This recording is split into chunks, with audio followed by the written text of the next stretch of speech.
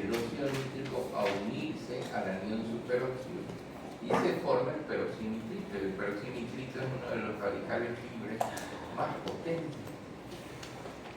¿Qué le hace el peroxinitrito al DNA?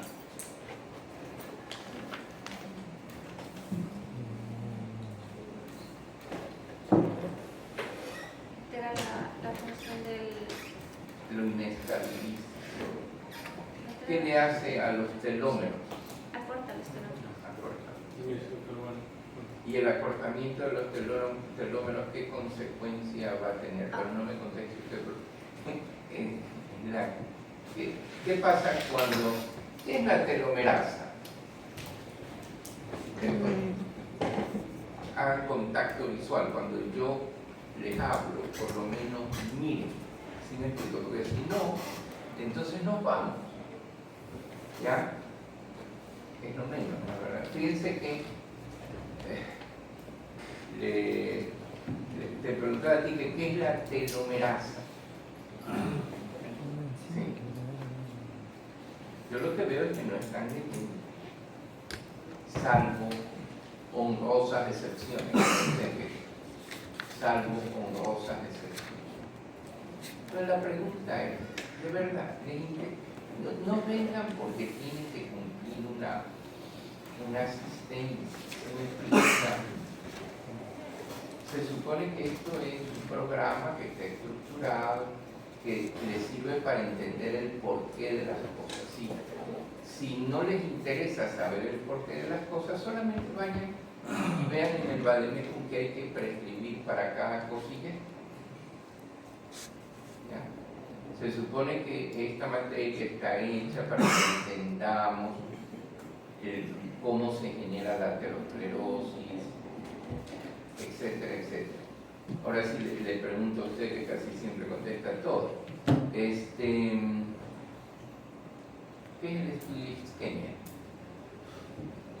A ver, el estudio isquemia. Porque estábamos viendo que no todas las placas, o sea, el que una placa produzca un síndrome coronario agudo no tiene tanta relación con el nivel de obstrucción que provoque, sino más bien con la condición inflamatoria y de las características de la placa.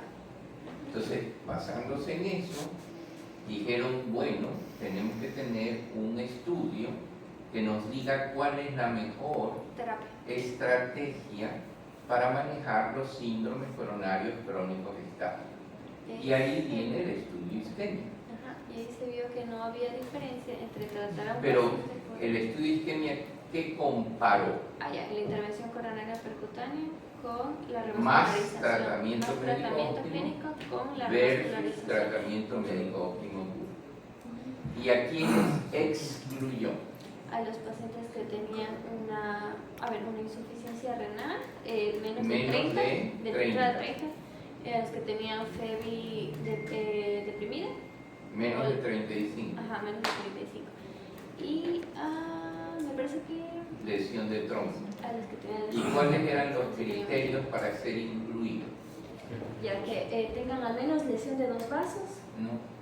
Acuérdense, tenían que tener angina, tenían que tener una isquemia demostrable por métodos de imágenes y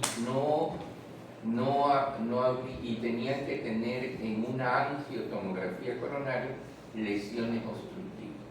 Esas eran las condiciones. Ser sintomáticos, tener isquemia, tener lesiones ateroscleróticas obstructivas. ¿Ya? No excluían si había lesión de un vaso, 2 vasos, 3 vasos. ¿Ya? Pero todos tenían que tener síndromes coronarios crónicos gestados. ¿Ya? Estaban excluidos todos los síndromes coronarios agudos, porque por ahí no se pueden mezclar las cosas. ¿Alguien puede hacer que prenda el aire? Y después de un tiempo de seguimiento de casi 4 años, ¿cuáles fueron las conclusiones? Que no había diferencia entre un tratamiento médico. No había diferencia estadísticamente significativa con la intervención. entre el tratamiento de intervención, dile que prendan el aire, y el tratamiento más tratamiento médico óptimo versus tratamiento médico óptimo. Bueno, vamos a seguir avanzando. Les digo algo para que no se acumule mucha materia. El día martes próximo vamos a hacer un examen corto. Yo les traigo unas hojitas y ahí con unas 10 preguntas vamos a avanzar. Ahora, siempre es necesario oír las dos partes, ¿no es verdad? ¿Qué les parece útil? Que quisieran cambiar algo? Dígame, porque cuando uno no hace las cosas adecuadamente por dos razones: o porque no le interesa, o porque no están siendo estimulados por el profesor, porque no lo entienden o porque no entienden el porqué de la materia. Siéntanse en libertad. ¿Qué está pasando?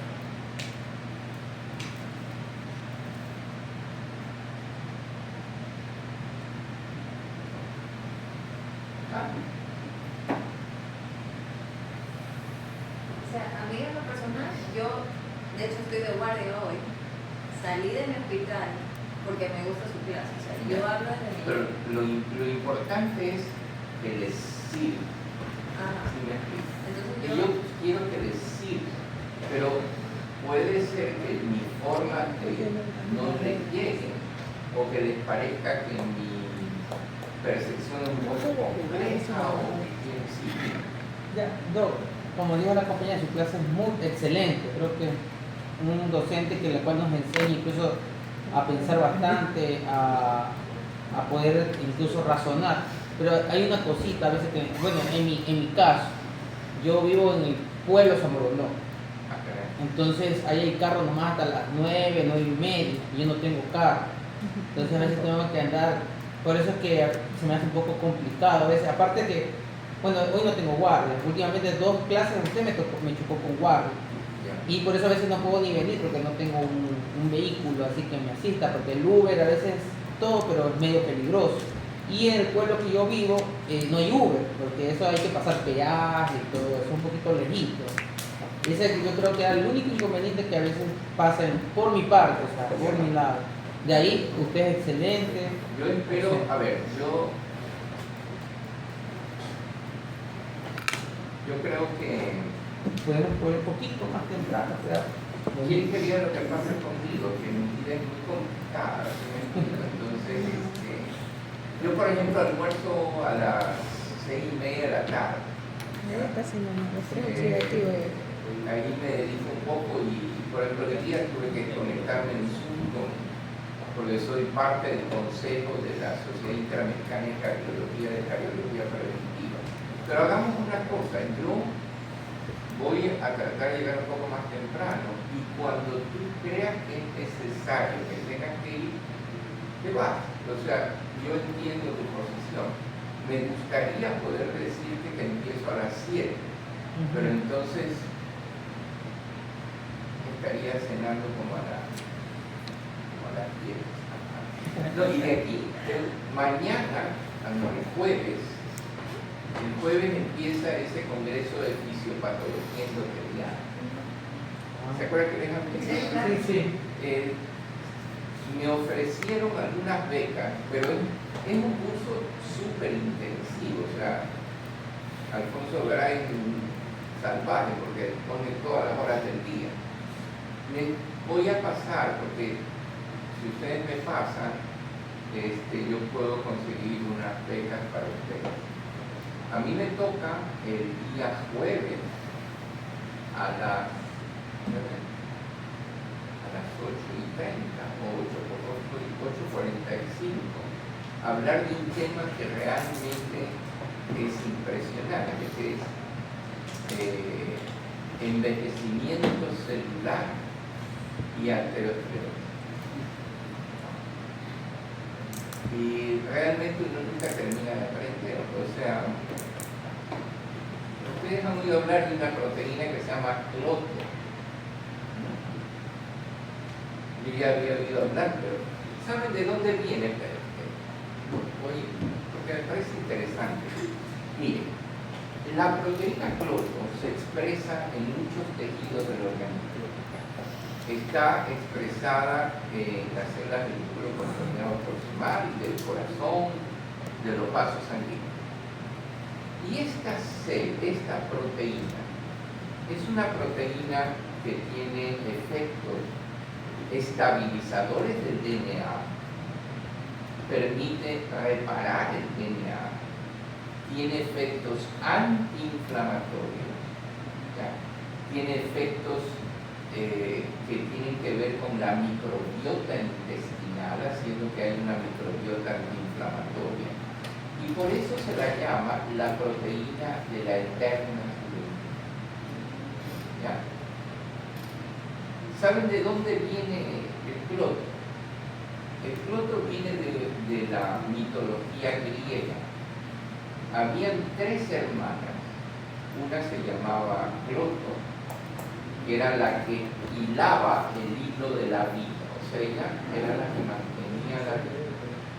De las otras 2 hermanas, la una, que tenían 2 nombres raros, la una medía y la otra cortaba el hilo de la vida. Entonces, de la mitología griega sacan el personaje Cloto y por eso la proteína se llama Cloto. Ustedes saben que el exceso de nutrición, el hombre está hecho para los tiempos de limitaciones en la nutrición, cuando se demoraban 15 días hasta cazar algo. Cuando hay sobrenutrición, ¿ya? Se expresan, han oído hablar del objetivo del receptor mamífero de rapamicina, el mTOR. Los inhibidores de SGLT2, la LAPA y la EMPA, inhiben al mTOR. Han oído hablar de la CYR1, de la sirtuina 1. Esa tiene todos los efectos que son antioxidantes, antiinflamatorios, etc. Entonces, Cloto activa telomerasas para que se formen telómeros. Cloto hace que el mTOR se suprima. Cloto hace que el CYR1 se sobreexprese. Cloto hace que el DNA se estabilice. Cloto hace que la célula se envejezca más lento. ¿Ya? Entonces, hay una cantidad de cosas, en verdad, impresionantes. O sea, como me dieron ese tema, porque siempre me lo cambian, el fin de semana tuve que ponerme a estudiar mucho. Y mañana me toca hablar de eso. 45 minutos, me demoré 44. Pero les voy a dar, ustedes me pasan, porque me tienen que pasar a mí, yo pasarle al fondo, si les interesa. Yo no conozco ningún otro curso de fisiopatología endotelial, algunos de ustedes conocen, no existe. Y esta ya es la versión 12. Durante 12 años hemos estado en este asunto. Pero no perdamos más tiempo, porque no quiero que tengas problemas con tu transporte. Doctor, ¿y qué tenemos que pasar? ¿El correo? Ya les voy a decir todo lo que me tienen que pasar, el nombre, el correo, el número de teléfono y en qué institución está. ¿Ya? Yo le mando eso a Alfonso y les van a permitir entrar a una plataforma virtual. El curso empieza el jueves. Es terrible porque nadie lo va a aguantar, si me explico, es demasiado intenso. Antes era presencial y viajábamos a Lima a hacerlo, pero después de la pandemia todo cambió y ahora se hizo virtual. Yo odio las clases virtuales porque no hay eso, el contacto visual. Pero vamos a entrar en materia y vamos a hablar de las dislipidemias. Pero para hablar de las dislipidemias tenemos que hablar de lo que es una lipoproteína. ¿Cuál es la razón de ser de la lipoproteína? Si alguien le dice, ¿puedes sacar la puerta, por favor? Si alguien les pregunta, ¿por qué debe de existir la lipoproteína y no simplemente los lípidos. ¿Por qué? Porque hablamos de lípidos y nos olvidamos que los lípidos están en las lipoproteínas. Para transportarse. Para que sea soluble en la sangre. Exacto, entre otras cosas, para que sea soluble en la sangre. Y entonces, mire, una lipoproteína tiene varios componentes. Esto que está en amarillo son los ésteres del colesterol y están en el centro de la lipoproteína. ¿Por qué? Porque si estuvieran en la periferia, tendríamos unos pegotes de colesterol en la sangre y no podrían circular. Además de eso, las lipoproteínas tienen triglicéridos. ¿Ya? Estas son realmente la parte del líquido. Pero en su parte periférica, en su parte exterior, tienen los fosfolípidos. Los fosfolípidos son indispensables para poder tener solubilidad. ¿Ya? ¿Ok?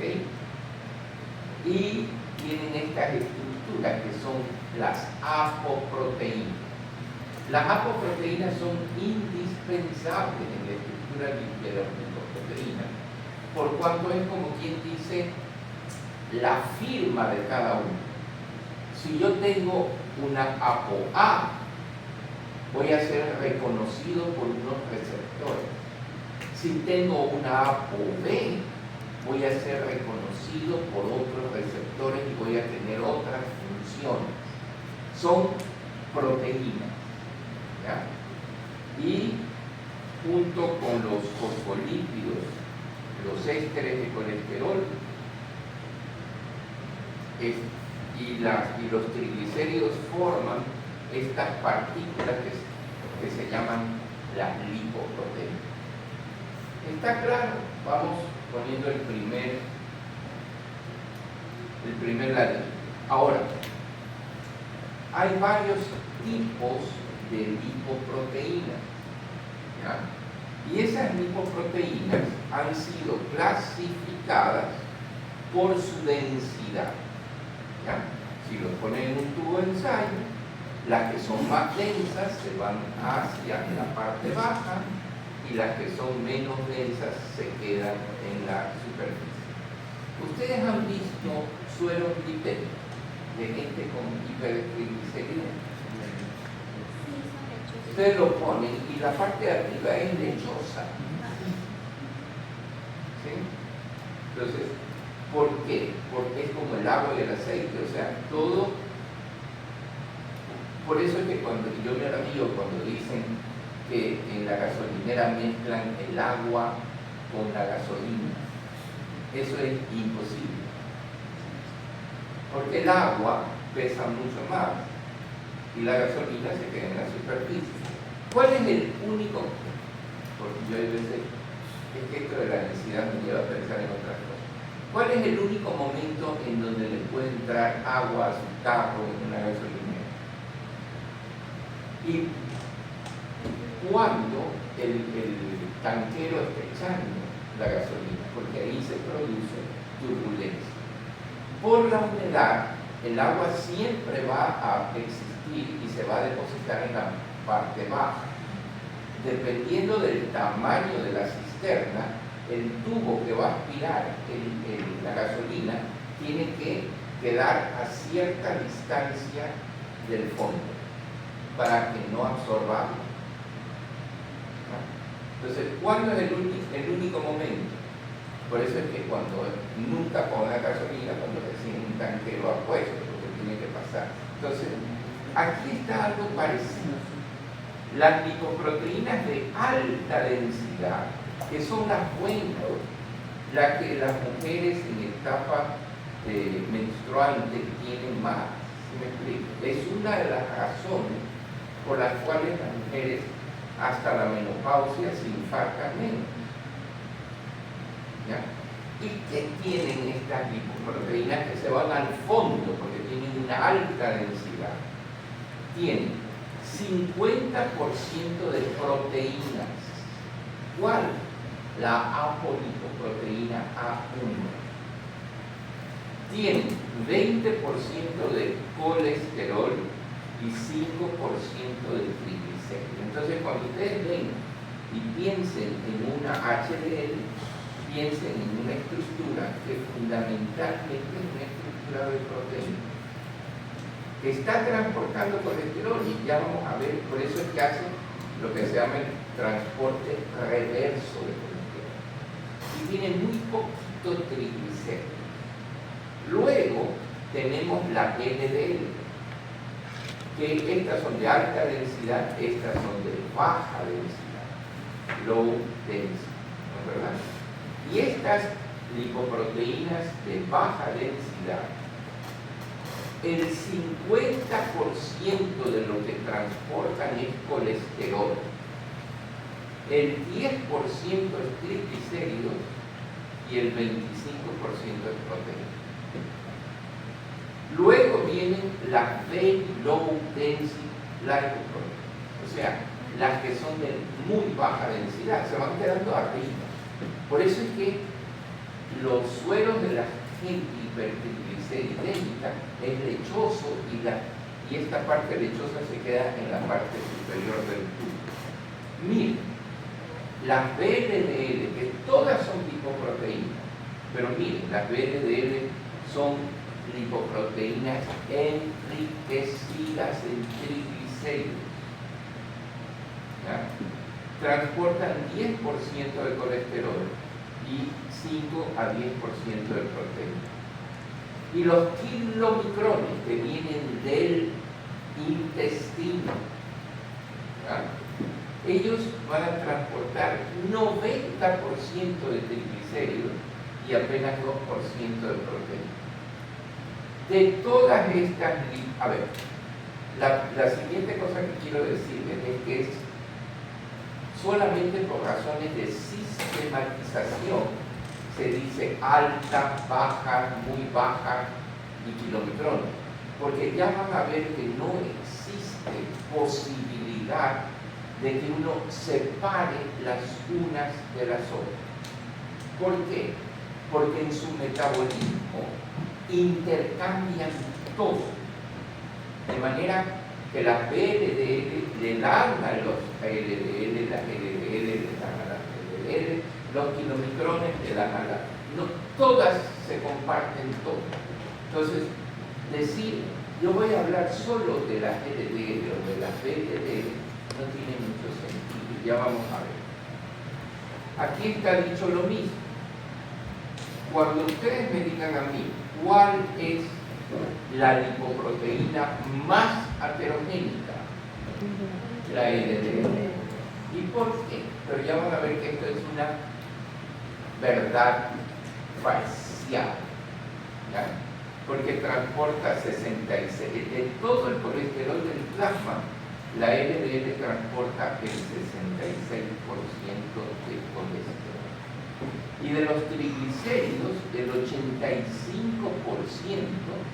es transportado por la LDL. Está claro. Solo, miren, la HDL, 5% de triglicéridos, 25% de colesterol. Ahora, esto para ponerles en relación con el diámetro y la densidad, ¿ya? Las que tienen densidad, aquí tienen la densidad en gramos, miren, la que tiene más densidad es la HDL, pero a la vez es la que tiene el menor diámetro. Esto es importante, sí. ¿Por qué razón la hiperkilomicronemia no se asocia mucho con aterosclerosis? Porque es un mastodonte, ¿ya? Si bien es cierto, tiene una densidad muy baja, 0,95, tiene un diámetro muy grande. Entonces ella no puede pasar por los espacios interendoteliales. Y cuando alguien tiene esto muy alto, lo que tiene riesgo es de hacer pancreatitis. ¿Hay que tratarlo? Sí, pero más que para prevenir aterosclerosis, para prevenir pancreatitis. Y aquí tienen el gran intercambio del que le hablo. Esto es la clave de todo el asunto, ¿no? ¿Verdad? Vamos a ver que existen dos vías en el metabolismo de las lipoproteínas. ¿Cuáles son esas dos vías?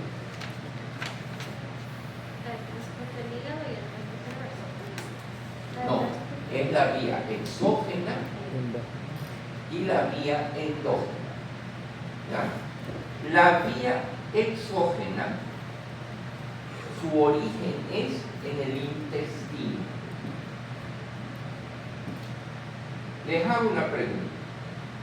La mayor parte del colesterol, que díganme si es cierto o falso, la mayor parte del colesterol que llega al intestino viene de los alimentos, ¿verdadero o falso? Verdadero. Falso. La mayor parte del colesterol que llega al intestino llega por la bilis. ¿Ya? Eso es muy importante. Y cuando la gente dice, quiero que hay veganos hipercolesterolémicos, sí, hay veganos hipercolesterolémicos. Y si yo quiero reducir el colesterol con una dieta estricta, lo máximo que voy a reducir es un 14%. ¿Ya? De manera que eso no significa que yo le diga coma lo que le dé la gana, ¿verdad? Pero no esperen mucho de la dieta por dos razones. Primero, porque la mayor parte del colesterol que llega al intestino no viene de la dieta. Y la segunda cosa, porque nadie hace dieta. O si la hace por corto periodo de tiempo. ¿De acuerdo o en desacuerdo? Cada vez que hablan de nutrición yo me escapo, me dicen, no, yo en eso no me meto, porque se ponen a hablar de una serie. Hay un tema del que debemos de hablar, y lo estoy preparando, que se llama la microbiota, eso es un mundo aparte. Pero lo que les quiero decir es que la mayor parte del colesterol que llega al intestino viene de la bilis, y por lo tanto es el resultado del metabolismo endógeno de las lipoproteínas. Entonces, ¿qué pasa? Ustedes comen y entonces viene la bilis y entonces vienen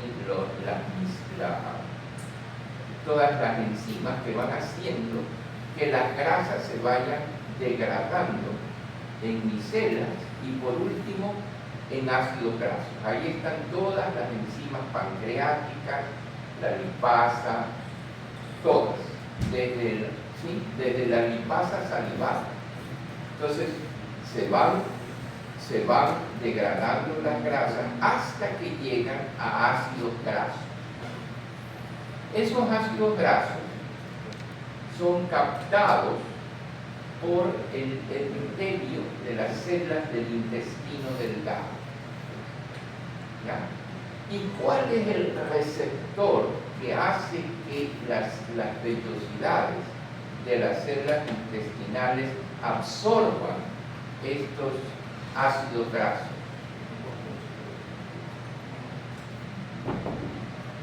Una proteína que se llama proteína de Niemann. ¿Quién inhibe? No es la enfermedad de Niemann, una proteína que le pusieron el nombre de Niemann.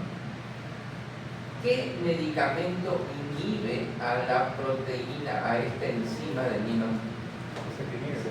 El ezetimibe. Por esa razón, cuando ustedes combinan una estatina que actúa en el metabolismo endógeno con un inhibidor del Niemann-Pick, ustedes van a tener una acción sinérgica, porque disminuyo la absorción y disminuyo la síntesis. Y ustedes ven que ya como en hipertensión arterial, la dislipidemia ya no se trata con estatinas puras. De entrada es con estatinas más ezetimibe. Y dependiendo de los famosos metas, dependiendo del riesgo de lo que ya vamos a hablar. Entonces, ¿qué pasa en la célula intestinal? Los ácidos grasos entran, ¿no es verdad? Y se van a formar ésteres de colesterol. Estos ésteres de colesterol se van a unir ¿a qué? Se van a unir a triglicéridos. ¿Cómo se hace eso? A través de una enzima que se llama la proteína de transferencia microsomal de triglicéridos. ¿Ya? Entonces, esa proteína, por ejemplo, está sobreexpresada en el síndrome metabólico. Entonces, esos ésteres que vinieron los ácidos grasos, se formaron ésteres de colesterol, la proteína de transferencia hace que se junten estos triglicéridos a los ésteres de colesterol y la célula intestinal produce una apolipoproteína, que es la apolipoproteína B48. Y cuando se junta la apolipoproteína B48 junto con los ésteres de colesterol y los triglicéridos, se forma una gran lipoproteína que se llama kilomicrón. Y el kilomicrón viene del metabolismo exógeno de la lipoproteína. Ahora, ¿qué pasa con esto? Miren, el kilomicrón, a lo que va circulando por la sangre, en las células endoteliales existe una enzima que es fundamental y que ahorita está siendo modificada farmacológicamente, que se llama la lipoproteína lipasa. Y esta lipoproteína lipasa produce una deslipidización de los kilomicrones. Y ustedes ven lo que yo les decía hace un momento.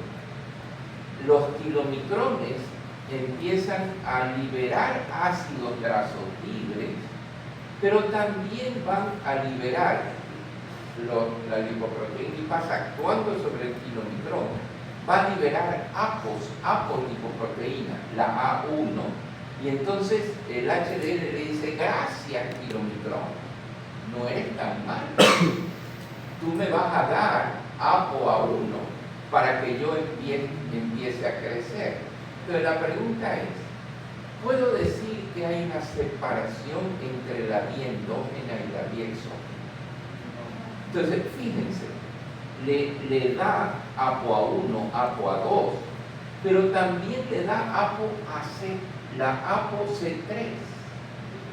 ¿Y qué hace la ApoC3? Ahorita hay unos inhibidores de una proteína tipo angiopoietina que están en fase 2 que van a disminuir la producción de la ApoC3. ¿Y qué hace la ApoC3?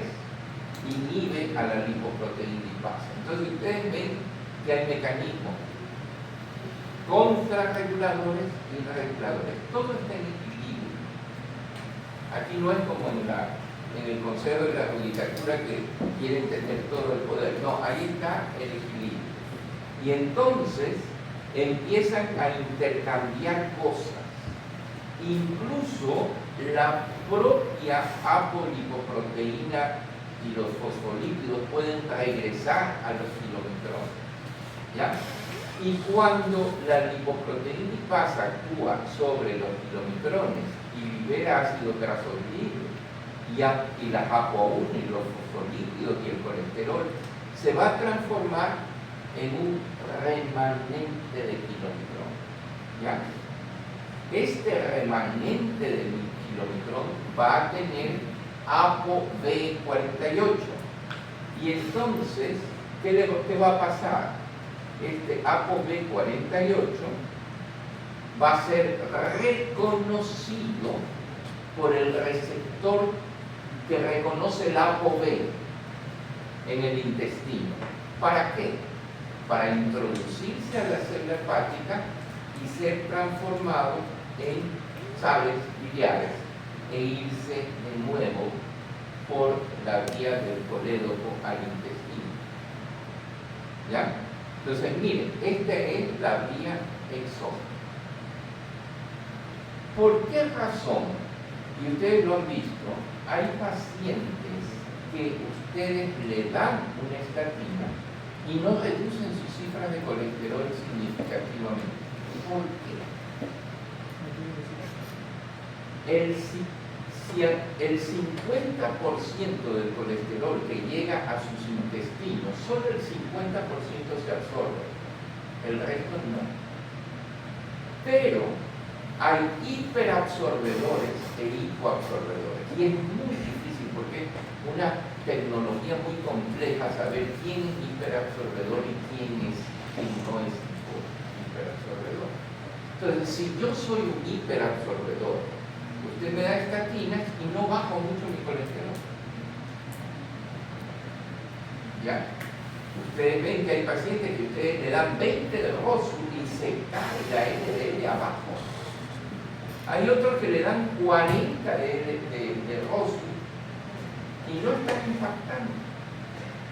¿Ya? Pero si asocian Rosu con Ezetri, ahí el impacto es mayor. Pero como yo no sé quién es hiperabsorbedor y quién no lo es, ¿por qué no voy a aprovechar la terapia combinada? Y hay otro, vamos ahora a la vía endógena. ¿Qué pasa con todos estos ácidos grasos que están liberándose y circulando en la sangre? Pues todos estos ácidos grasos van a ir al hígado. ¿Y qué va a pasar en el hígado? Esos ácidos grasos se transforman en ésteres de colesterol, ¿verdad? Aparte de eso, la célula hepática va a formar ApoB100, no ApoB48 como la célula del intestino, va a formar ApoB100. Los ésteres de colesterol y los triglicéridos, porque los ácidos grasos van a formar triglicéridos, se van a unir con un porcentaje de ésteres de colesterol que más o menos es un 20%, la célula hepática va a producir ApoB y entonces se va a secretar una lipoproteína muy grande que se llama la VLDL. Hay un medicamento que se llama Lometapide. El Lometapide, que todavía no lo tenemos nosotros en el mercado, es un oligonucleótido antisensible. ¿Qué significa eso?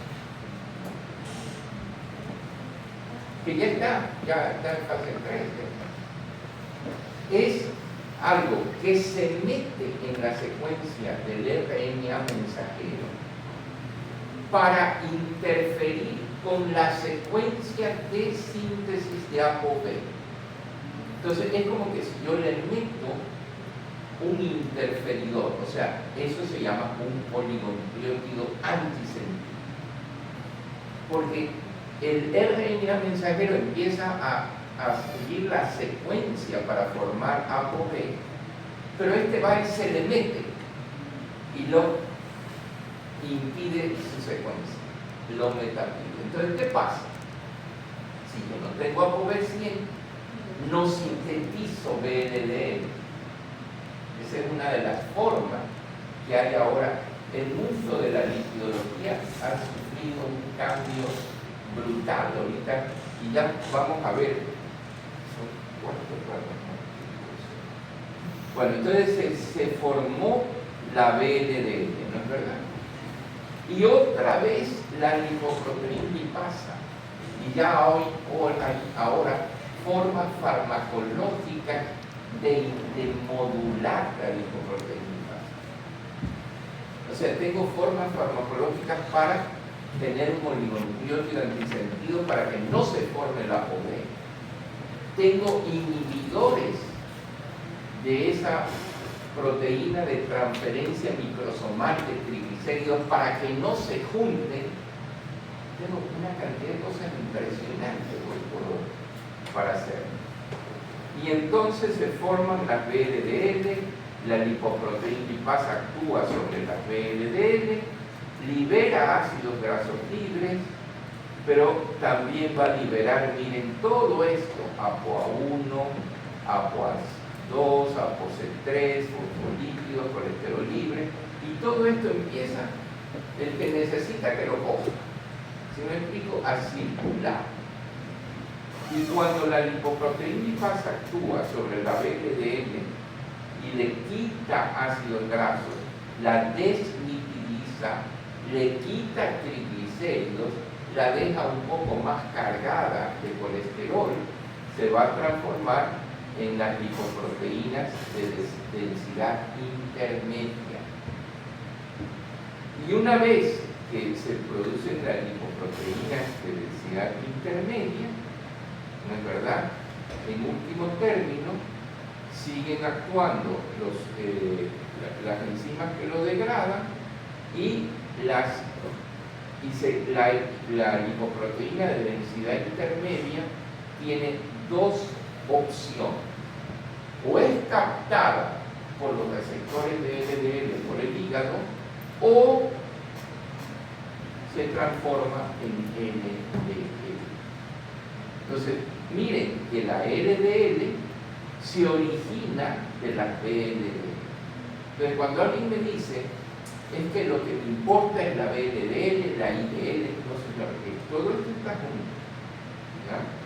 Y entonces, estas LDL tienen dos posibilidades. La fisiológica es que sea reconocida por los receptores de LDL por el hígado y sea eliminada por la vía biliar. Y entonces estamos bien. Pero si hay un exceso de LDL, ¿ya? O hay una disminución de los receptores de LDL, ¿qué va a pasar? La LDL se va a ir a las células periféricas, ¿ya? Y entonces ahí se va a acumular y se va a meter en la íntima de la pared vascular. ¿Con cuánto de LDL nacemos? En el cordón umbilical. Con 35 miligramos. Los gorilas, ¿cuánto tienen? Que son nuestros primos hermanos. 35. Las tribus no contactadas, han visto eso que por ahí los defienden y no hay cómo explotar el petróleo porque hay 4 tipos que están desnudos ahí. Bueno, esos, como no tienen McDonald's, ni Burger King, ni nada, ni andan casarse, esos tienen 50. Han visto unas tribus no contactadas en Australia. Pero los que vivimos en Guayaquil, Nueva York, Los Ángeles, etcétera, etcétera, tenemos. Por eso es cuando los laboratorios dicen normal, ligeramente alto, ya van a ver el problema que es. Entonces, sí se dan cuenta cómo la vía endógena y la vía exógena están interconectadas. Y esto más o menos es la secuencia. Y fíjense que todavía no les hablo mucho de dos cosas. De esta proteína de transferencia de ésteres de colesterol, que es muy importante, ¿ya? Y tampoco les estoy hablando de la HDL y de la glicipin colesterol ácido transferasa. Eso lo vamos a hablar un poquito más tarde. Esto más o menos lo mismo. Aquí tienen los triglicéridos de la dieta, los kilomicrones, luego vienen déjenme ver acá, aquí están el colesterol reverso, que ya lo vamos a hablar en un ratito, más o menos lo mismo. Aquí están los famosos tejidos extrahepáticos captando el receptor, la LDL, aquí están los remanentes. Esto me olvidaba. muy importante.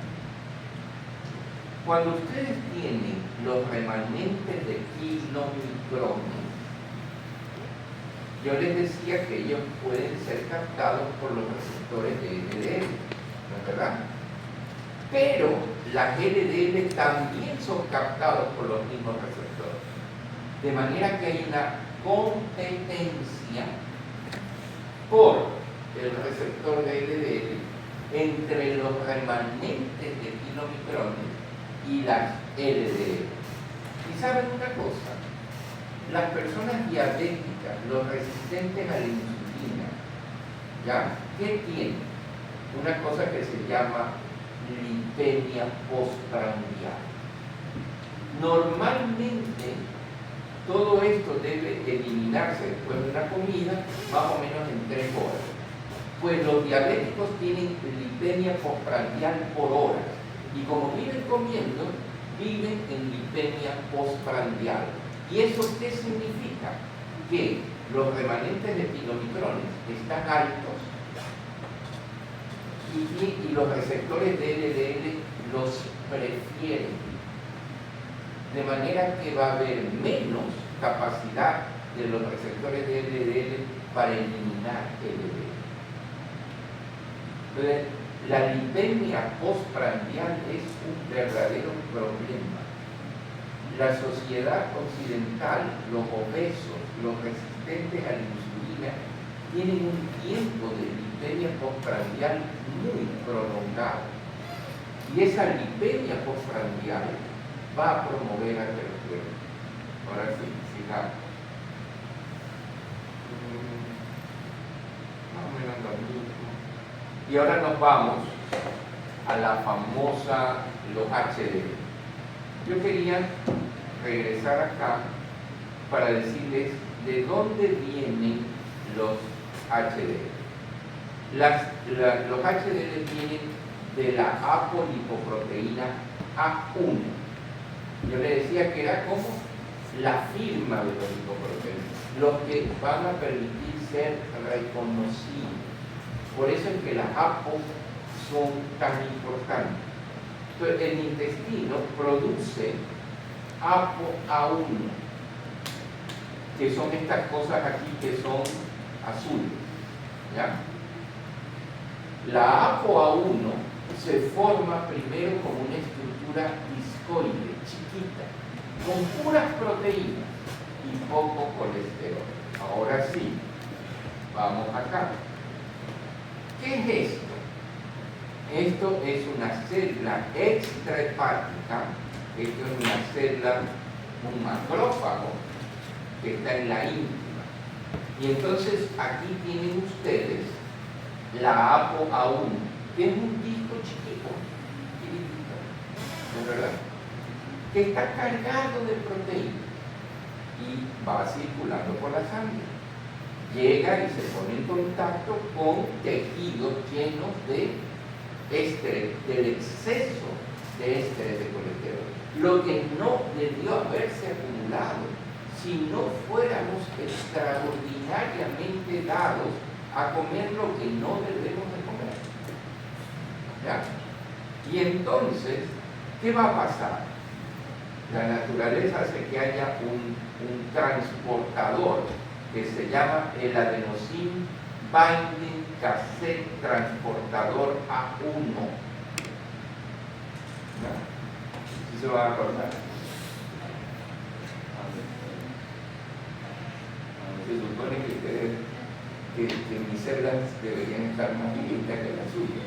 Pero, miren, el adenosine binding cassette transportador A1, ¿qué es lo que hace? Fijar los ésteres de colesterol que están en el colesterol extrahepático y pasárselo a las HDL. Entonces, las LDL son como un taxi. Va a los tejidos periféricos y si hay Ubers por ahí, y entonces agarra el exceso de colesterol y empieza ese disco chiquito a cargarse de ésteres de colesterol. Después viene un segundo transportador, que es el adenosine binding cassette transportador G1, que le dice, oye, ya mi amigo te mandó pasajero de ésteres de colesterol, yo te voy a mandar más pasajeros, más ésteres de colesterol. Y entonces esta apolipoproteína 1 que estaba solita, abandonada, libre, empieza a cargarse de ésteres de colesterol de la periferia. ¿Ustedes sí sabían esto del metabolismo? Pues esto se ve en fisiología. ¿Ya? Posteriormente, ¿qué va a pasar? Que viene otra enzima. Estos son transportadores. Esta es una enzima, la lecitincolesterol aciltransferasa. Y la lecitincolesterol aciltransferasa le va a mandar más ésteres de colesterol. Y entonces yo ya voy a tener una ApoHDL madura, grande, cargada de lípidos, ¿no es verdad? ¿Y qué va a pasar? Que esta HDL madura va al hígado y va a ser captado por los scavenger receptor B1, los receptores barredores B1 del hígado. Entonces, agarran ese colesterol, lo meten y lo mandan por la vida. Por eso se llama transporte reverso de colesterol. Y por eso es que las HDL son cardioprotectoras y están íntimamente relacionadas con los niveles de estrógeno. Y por eso la injusta situación de que las mujeres, a pesar de todo lo que hacen, se infartan menos. Y por eso es que la menopausia es justicia divina, porque empiezan a no producir HDL, empiezan a tener problemas. ¿No es verdad? Entonces, acá. Y esta proteína, que la vamos a ver en un fragmentito, se llama la proteína de transferencia de ésteres de colesterol. Y hubo un medicamento que se llaman los torcetrapin. Yo me acuerdo que era de Pfizer. Y el torcetrapin va a ser una cosa que vamos a ver después de un ratito, y era el que más aumentaba la cancha. Me avisan ya cuando les llene el cassette y ya la memoria se llena. Entonces, inhibían a esta proteína con este medicamento. Pfizer, yo estuve hace años en el American Heart y decían, no hay nada que supere al torcetrapin para elevar las HDL. Y esto va a ser espectacular. Y vamos a tener un medicamento que va a reducir el evento. Y no los aumentó. ¿Por qué? Porque lo que hacía era aumentar las HDL llenas de colesterol. Entonces pasaban por los tejidos periféricos y le decían, ya estamos 5 salados, yo sigo de largo. Entonces, lo que importa más que la concentración de HDL es la calidad del HDL. Y fue un fracaso. La bolsa Pfizer cayó en la bolsa que le dio miedo. Aquí está para decirles lo mismo.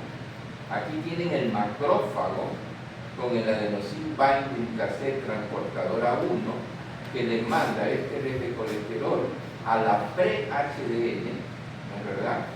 Y el adenosine binding cassette transportador G1 que le manda más ésteres de colesterol y la transforma en HDL3, y viene la lecitincolesterol aciltransferasa y la transforma en HDL2. Entonces, lo que yo necesito es tener HDL2 alta. ¿Ya?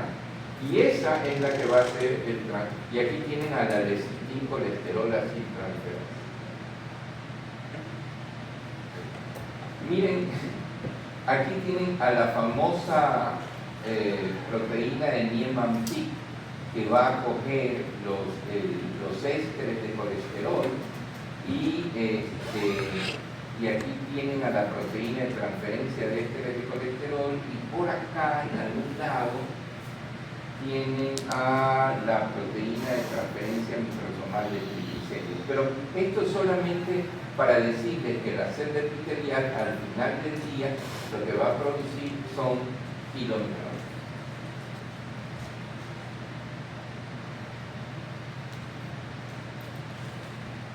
Interesante.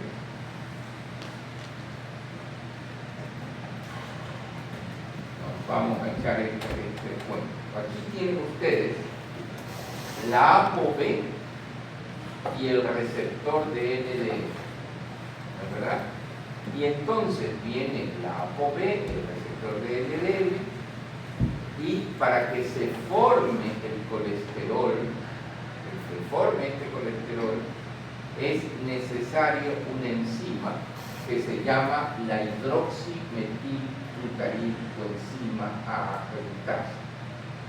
El doctor Brown en los años 80 se ganó el premio Nobel por eso, porque las estatinas inhiben a la hidroximetilglutaridoenzima A reductasa.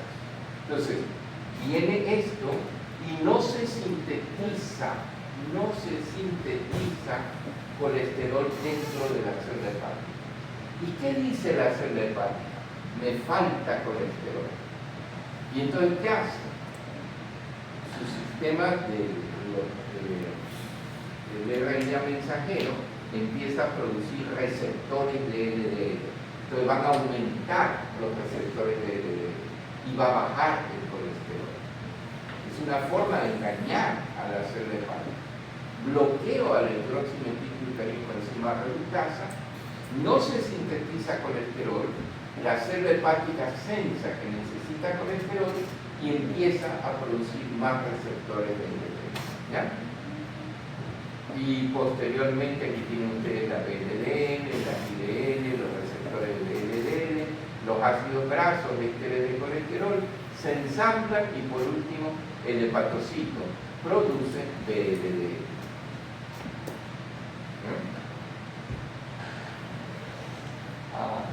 Y aquí viene el otro punto. ¿Qué es el PCSK9?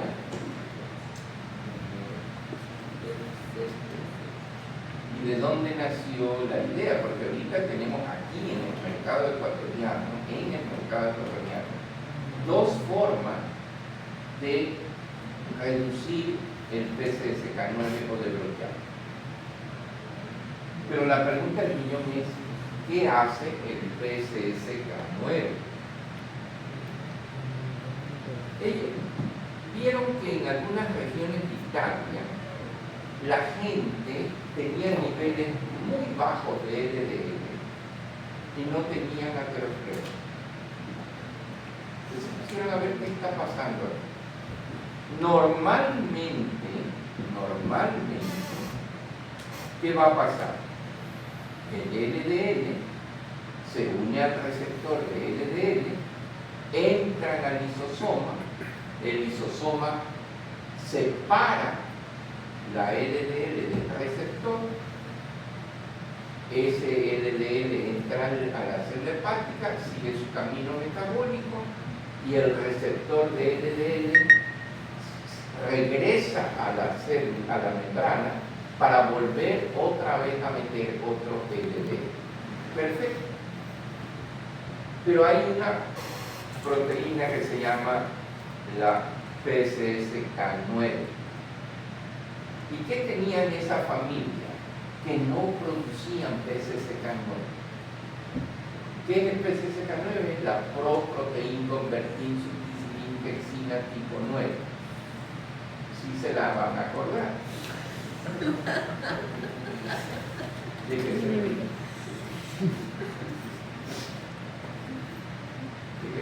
Está muy largo, ¿no?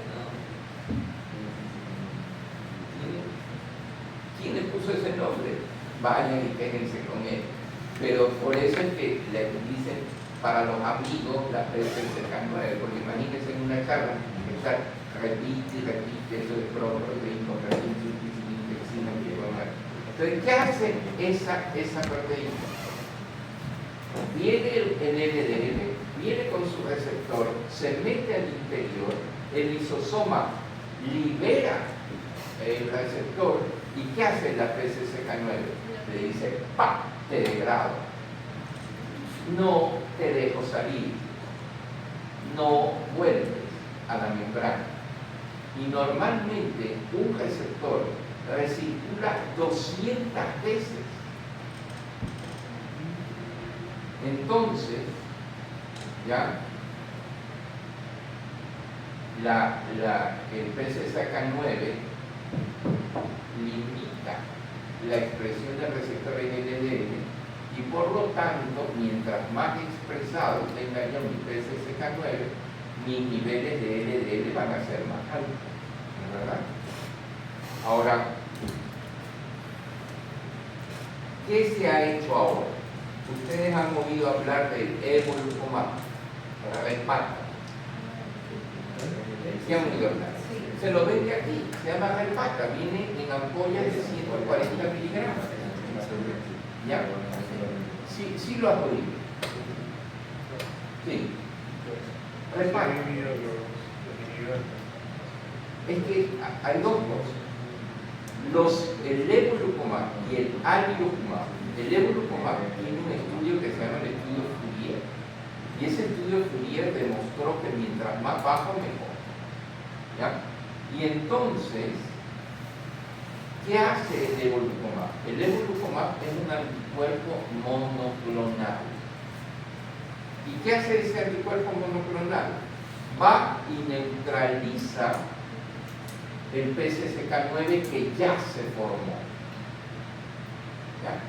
Se inyecta subcutáneamente cada 15 días. Los efectos adversos son prácticamente cero. La ampollita de esta depende, si los compran un anillo en Pantil, por ahí venden eso, cuesta como $500 mensuales el tratamiento. ¿Ya? Pero no es solo, hay que darlo junto con estatinas y ezetimibe. Eso quiere decir, yo tengo ahorita un paciente que es infartólogo, está con ezetimibe y rosuvastatina, pero tiene LDL de 100. ¿Lo dejan ahí? No. ¿Qué puedo hacer? Lo pusimos primero en evolocumab. ¿Ya? Pero ahora llegó el inclisiran.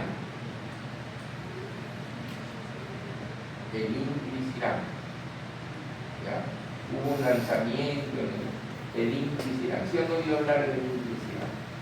Bueno, el inclisiran es un silenciador. ¿Qué significa eso? Es una sustancia sintética que es un silenciador del RNA mensajero. Va y se mete en la secuencia del RNA mensajero y lo silencia. Entonces el RNA mensajero ya no va a producir PCSK9. La diferencia con los anticuerpos monoclonales es que los anticuerpos monoclonales neutralizan al PCSK9 ya formado. El inclisiran va a silencia al RNA para que no se forme. ¿Sí ven la diferencia? Ahora, ¿cuál es la ventaja de inclisiran? Se da se pone la inyección cada 6 meses. Cada inyeccióncita vale $1,000, son $2,000 al año. Pero sumen ustedes cuánto gastan en evolocumab y cuánto gastan en inclisiran. Además, la adherencia es brutal, porque solamente tengo que ponérmela cada 6 meses.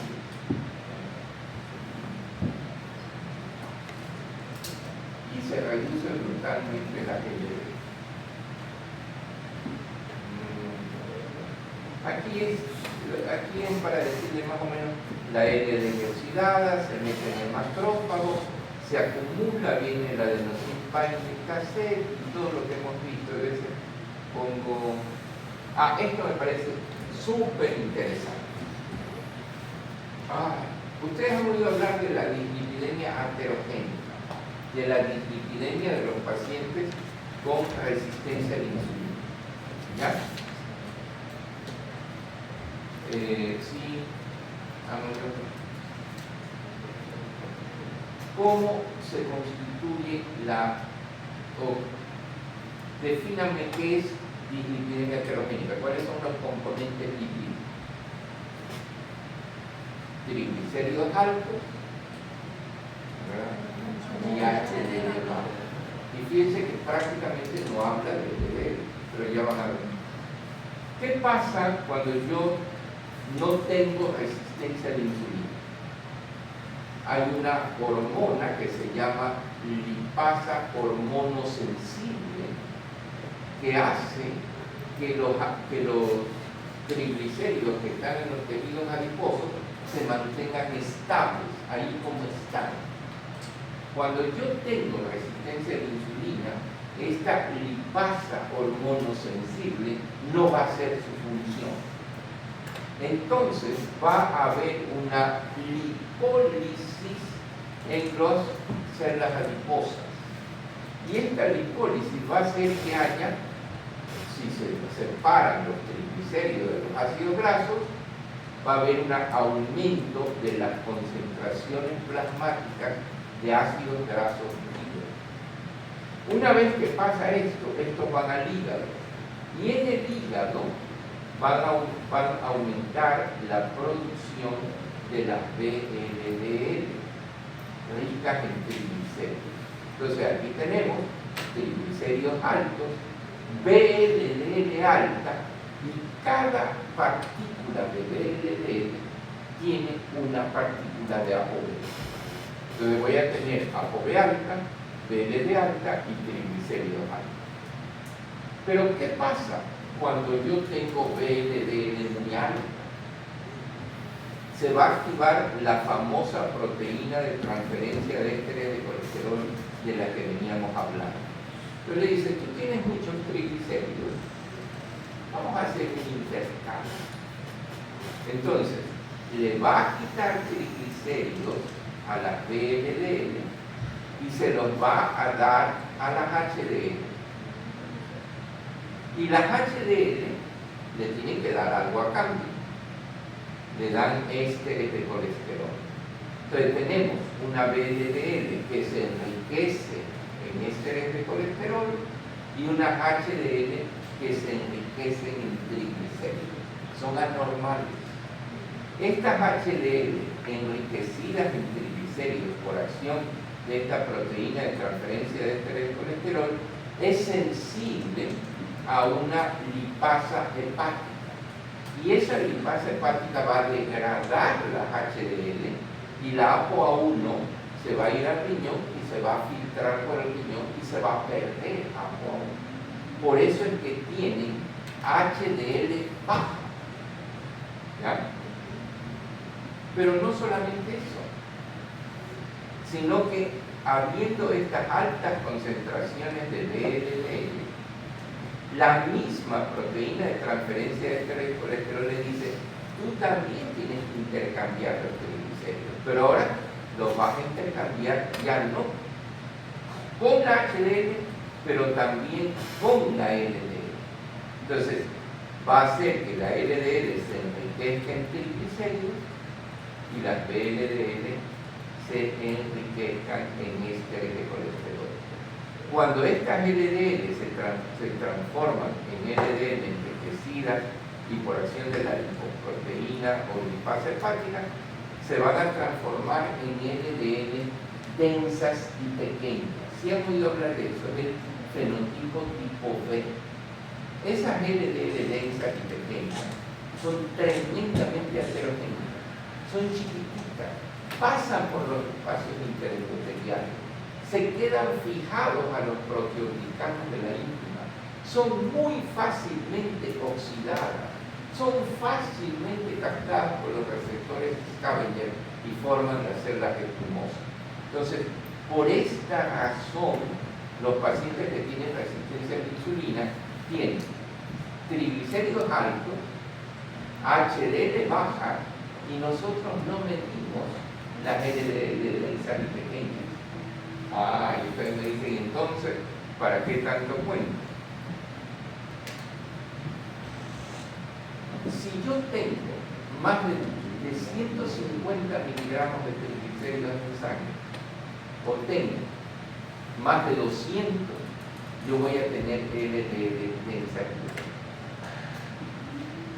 De manera que yo, viendo mis triglicéridos, por eso es que, ¿cuál es la dislipidemia más frecuente en Latinoamérica? La dislipidemia heterogénea. ¿Los triglicéridos están en las placas? No. ¿Por qué razón la dislipidemia heterogénica produce heterogénesis? Por esto, por la LDL de sangre. ¿Ya? Y ahora sí nos vamos a meter en un lío más o menos gordo, que es cuál es la patogénesis de la dislipidemia heterogénica. Y tenerás el duro, como dicen en la sierra, porque esto sí es denso. Tenemos, ¿cómo vas en tiempo? Sí, ya me voy a ver. Qué pena que no te puedas, pero no sé si hay alguna forma de... Pero tranquilo, no hay problema. Me gustaría que la universidad tuviera, yo me acuerdo que allá cuando estudiábamos en Mississippi había un edificio para estudiantes. Ya, se llamaba Dylan Arbor. Una vez a la semana entraba la policía y sacaban puntas de marihuana y quedaba miedo. Yo decía, no puede ser que haya tanto marihuanero aquí. Estamos hablando de 1977, 78. Era terrible. Y yo le digo una cosa, ya para a mí, y eran cuartos de 2, ¿verdad? Y entonces a mí me tocó un gringo tipo anglosajón, los azules. Pero este tipo era gay. Y le encantaban las personas afroamericanas. Y yo llegaba a mi cuarto y habían 3 tipos, yo me sentía súper incómodo. Más la marihuana y todo lo demás, ¿no? Entonces tuve que cambiar y me tocó otro grito, pero ese tipo no hablaba nada, así que yo dije, entre uno que no hable nada y otro, me quedo con el que no hable nada. Pero aquí deberían haber, porque no es justo. Y yo no sé quiénes nomás tengan dificultades de transporte. Y a mí me encantaría darles antes, pero yo no vivo ni del hospital ni de la universidad, sino de mi consulta privada, que no la puedo ver. Entonces, mire, ¿qué pasa en la patogénesis de la dislipidemia heterogénea? Primero, yo les decía, la lipasa hormono sensible no está actuando. La lipólisis se produce. Los ácidos grasos libres están aumentados y llegan al hígado. Pero no solamente eso, sino que en la lipasa hormona, en la dislipidemia heterogénica, normalmente el ApoB se degrada dentro de la célula hepática. Pero aquí la degradación del ApoB no se da. O sea, va a haber más ApoB. Y para colmo de males, esta proteína de transferencia microsomal de triglicéridos está aumentada. Entonces, no se degrada la ApoB, más ácidos grasos libres y más producción, más incorporación de triglicéridos.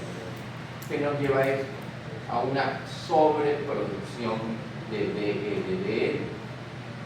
Para colmo, la actividad y la masa de la lipoproteína lipasa está disminuida. ¿Esto qué va a hacer? ¿Ya? Que la actividad y por otro lado, la actividad del receptor de la LDL está disminuido. Y como yo les decía, hay una competencia de las LDL, de las ApoB, de las LDL y de las ApoB de los kilometrones en el estado postprandial. ¿Y esto qué va a hacer? Que haya si la lipoproteína lipasa está disminuida y hay competencia entre remanentes de kilometrones y LDL, ¿qué va a haber? Una disminución en la eliminación de las VLDL y de los kilometrones. Y para colmo de males, la misma proteína de transferencia microsomal de triglicéridos a nivel intestinal está aumentada, con lo cual va a aumentar la entrada de triglicéridos a los kilometrones y va a haber un aumento de los kilometrones, aumento de kilometrones, reducción de VLDL, reducción del clán de kilometrones, aumento en la producción de VLDL. ¿Y esto qué va a hacer?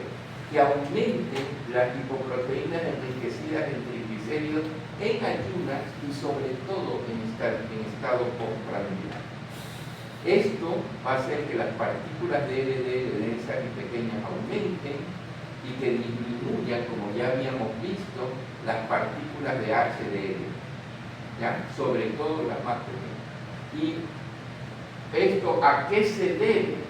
A que está aumentada la actividad de la proteína de transferencia de ésteres de colesterol y está aumentada la actividad de lipasa hepática y está disminuida la actividad de la lipoproteína lipasa. ¿Qué les pareció la fisiopatología de la lipidemia heterogénea? Un poco compleja, pero muy interesante. La disminuida el clán y el aumento. Y aquí viene el asunto. Miren, entonces ustedes me dicen, a ver señores, yo tengo resistencia a la insulina y soy diabético o no diabético, pero mira, este paciente diabético más o menos tiene la misma concentración de LDL que este otro. Aquí tienen ustedes una concentración en amarillo, está el colesterol. Y si ustedes suman toda la masa de colesterol, esta masa de colesterol es normal entre comillas y es más o menos igual a la masa de colesterol en los pacientes con síndrome de resistencia a la insulina. Pero, ¿cómo yo capto la diferencia? Porque como cada partícula de LDL tiene una ApoB, aquí hay menos partículas lipoproteicas de LDL y aquí mucho más. Entonces, ¿cómo lo hago?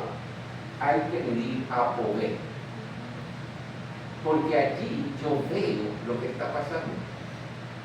Si yo mido solo LDL, digo este y este más o menos son lo mismo, y no son lo mismo, porque este va a tener más aterosclerosis que este. ¿Eso me sirve también para la hipercolesterolemia familiar? Hay la hipercolesterolemia familiar heterocigótica, que hay que medir. Mire, si usted se va a medir, mídase ApoB, mídase colesterol total, HDL, LDL, ApoA1, ApoB y mídase la LPA una vez en la vida. Aquí está la lipidemia mixta, aquí están los famosos inhibidores de NMDA y otra cosa. Hasta ahí nos quedamos, porque no, las estatinas actúan así, pero tienen que ver algo. Aquí está el estudio Fourier que yo les había dicho cuando recibieron evolocumab y ¿saben? Yo tengo un paciente que se infartó y está con evolocumab.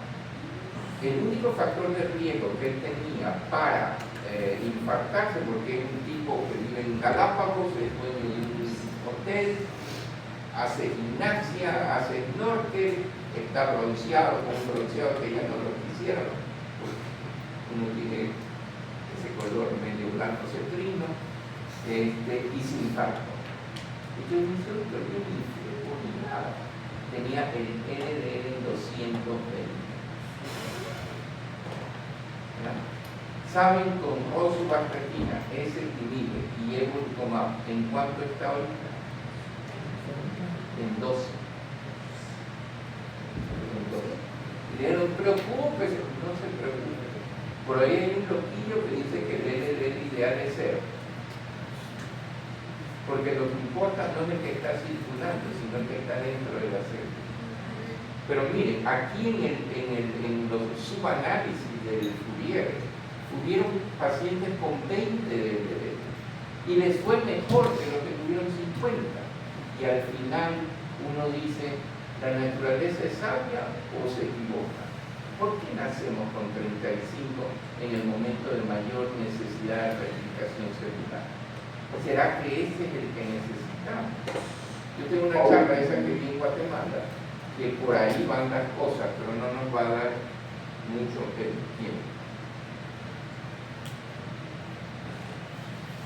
Esto me parece interesante.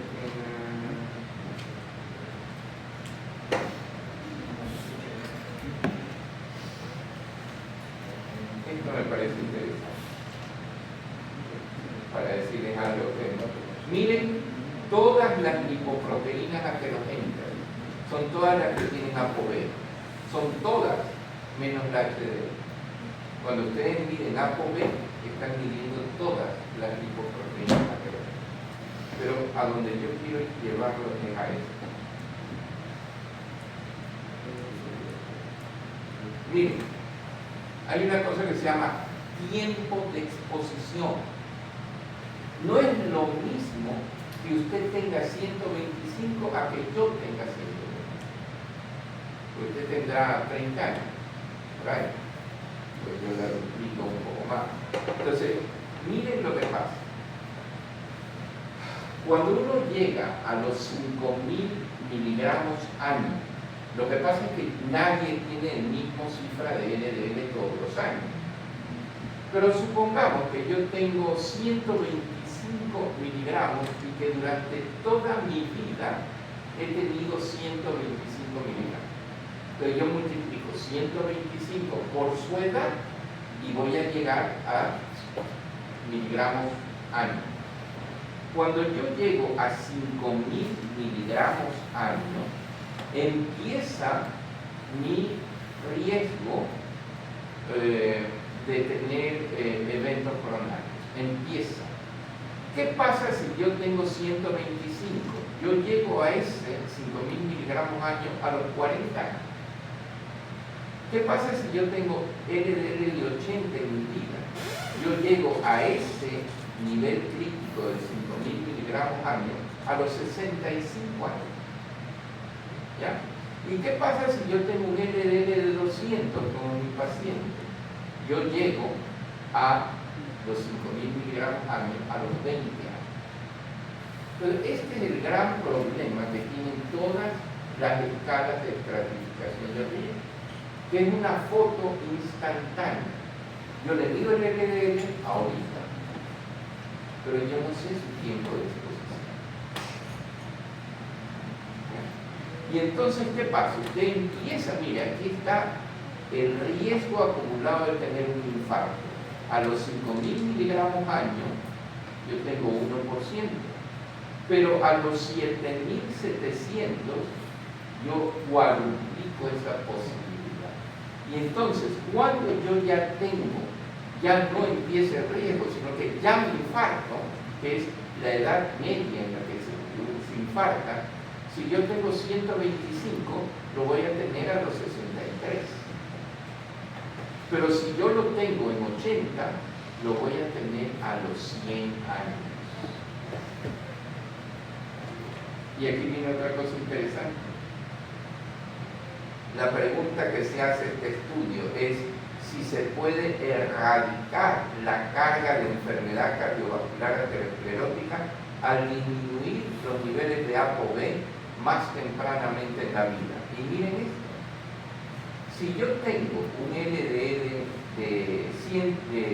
de colesterol de 390, miren cuando ya voy a tener un evento. Y esto lo tienen las hipercolesterolemias familiares a los 20 años. Yo tuve un paciente en México, no aquí, que se infartó a los 7 años. Tenía 1.200. no tenía receptores de beneficio. Pero, ¿qué pasa si yo le pongo como cuando nacemos? Yo voy recién a tener una placa avanzada a los 80 años. La pregunta es, ¿el LDL es un factor de riesgo o es un factor causal? No digan que el LDL es un factor de riesgo. El LDL es causal. ¿Y por qué las guías nos hablan de que después del infarto, menos de 55, pero si no ha tenido nada y es de prevención primaria? Es porque se han basado en las curvas de estratificadores de riesgo, pero no en el tiempo de exposición.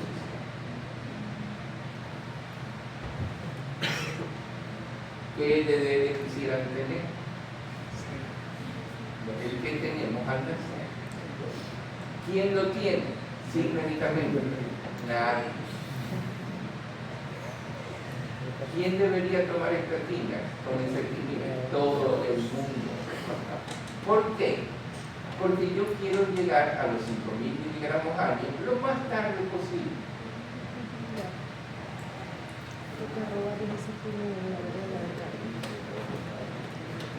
Bueno, creo que ya he hablado demasiado.